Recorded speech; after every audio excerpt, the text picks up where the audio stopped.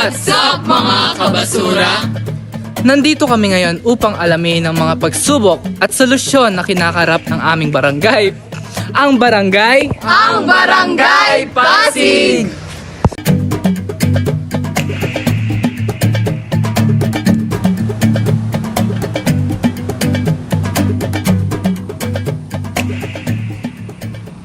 Sumama kayo tuklasin sa mga sanhi, problema at solusyon ng basura sa aming barangay at kung papaano matutugunan ang hamon na ito. Nangangailangan ng pagtatag ng Solid Waste Management Committee ang isang barangay upang pagyamanin ang interes at pakikipagtulungan ng mga bawat mamamayan sa paghahanda ng mga basura. Ang mga proyekto na kapaloob sa committee ito ay pag-i-improve ng MRF, pagdadagdag ng mga tao sa mga facilities, paglalagay ng mga basurahan sa iba't ibang lugar at composting at paglilinis ng mga kanal. Paano nga bang mapapalaganap ang proyekto na to? Sa pamamagitan ng pagsasagawa ng pagtitipon ng mga barangay official. Kasama na rin dito ang tamang pagsisegregate ng basura, pag-recycle ng basura at tamang pagtatapon ng basura. Pati na rin ang pag-iikayat sa mga mamamayan sa paggamit ng eco-friendly na mga bagay. Uy! Pagpapatupad o enforcement, pagsasagawa ng mga award sa barangay at iba pang insentibo ng barangay. Gayon din ang mga parusa sa pamamagitan ng pagsasabatas ng mga ordinansa at iba pang tuntunin at regulasyon upang may sabatas ito. Maaaring isaalang-alang ang mga sumusunod. Una, tanging mga hiwalay na basura ang kokolektahin. Pangalawa, walang bukas na pagsunog ng basura. Pangatlo, hindi maaaring magpakita ng basura sa bangka, bangketa, kalye at iskinita. Ang hindi maayos sa pamamahala ng basura ay nagiging sanhi ng kakulangan ng disiplina ng mga mamamayan.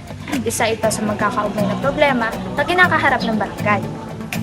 Dahil sa mga dahilan nito, isinagawa ang Reorganization of Barangay Ecological Solid Waste Management Committee o BSWMC upang mas mapabuti ang pamamahala at serbisyo ng barangay.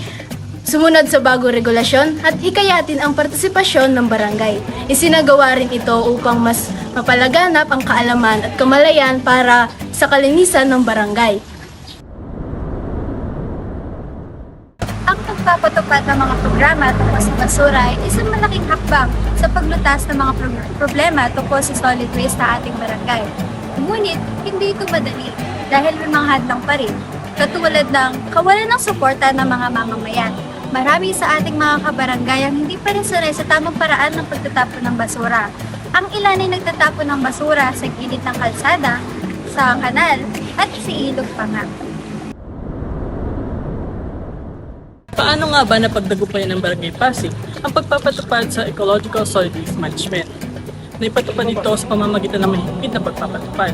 Halimbawa, ang mga barangay officials ay nag-iikot tuwing linggo upang makita kung sumusunod nga ba ang mga residente sa patakaran. Kaya sa pamamagitan ng pagtutulungan ng mga barangay officials at ng mga mamayan ay naging matagumpay ang pagpapatupad sa Ecological Solid Waste Management.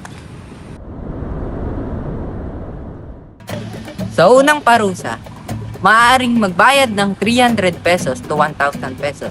Sa pangalawang batas, kung may sasabaliwala ito, makukulong ka ng 1 to 15 days at maaaring magmulta ng 1,000 to 3,000 pesos. Sa pangatlo, ang unang offense ay 500 at ang ikalawa ay 2,000 at ang ikatatlo ay 3,000. Paalam mga kabasura!